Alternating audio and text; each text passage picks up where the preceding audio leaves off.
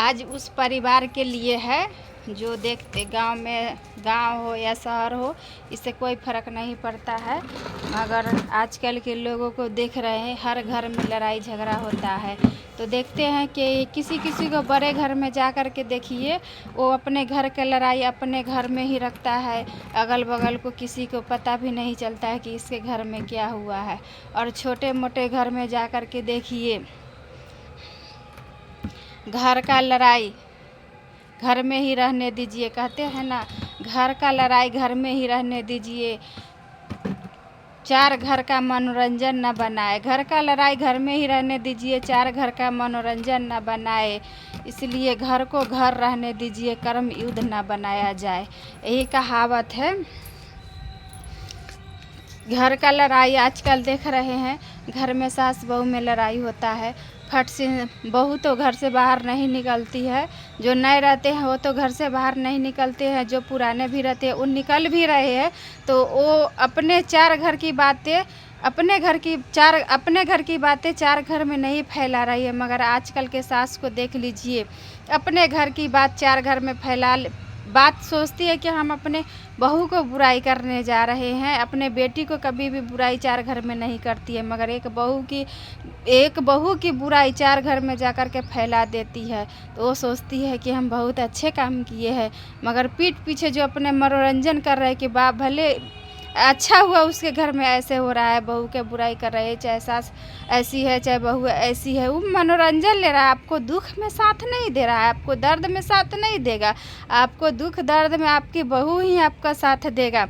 वो उसका काम ही है अपना मनोरंजन करना। अगर चार लेडीज़ अगर कहीं बैठ जाए तो अपने बहू का ही चर्चा करती है, बेटी का दामाद का चर्चा कभी नहीं करती है, अपने यहाँ तक कि अपने बेटे का भी चर्चा नहीं करती है।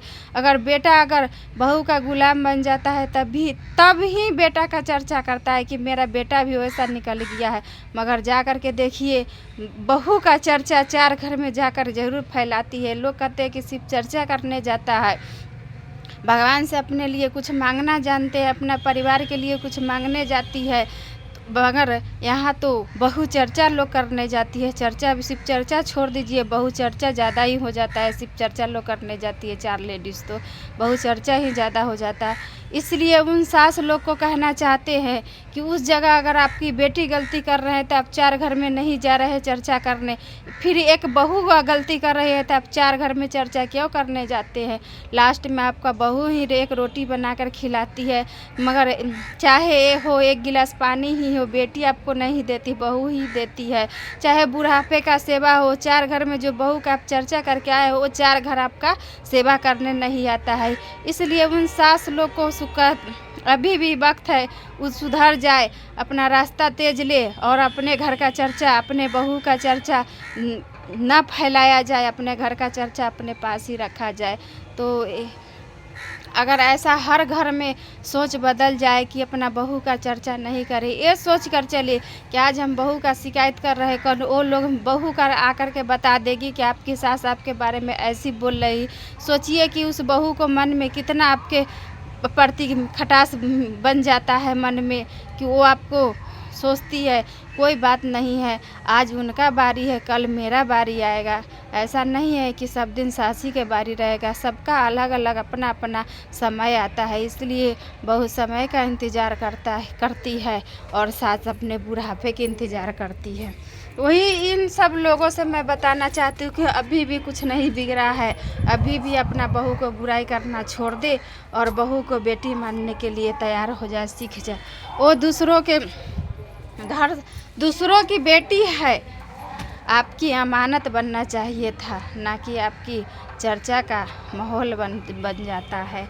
वो आती है अपना पूरा घर परिवार को छोड़कर, जो मायके में कभी एक गिलास पानी तक नहीं पी होगी, ना ही एक रोटी बना के खाई होगी अपने लिए, मगर यहाँ आती है तो पूरे परिवार को संभाल के चलती है, फिर भी उसको बेटी का दर्जा नहीं दिया जाता है। बेटी कभी माँ को पैर नहीं दबाती है, मगर एक बहू दूसरे को बेटी बहू बनकर आती है तो एक सास को पैर दबाती है, इतना तक करती है, फिर भी बहू को खुश रहने का अधिकार क्यों छीना जाता है।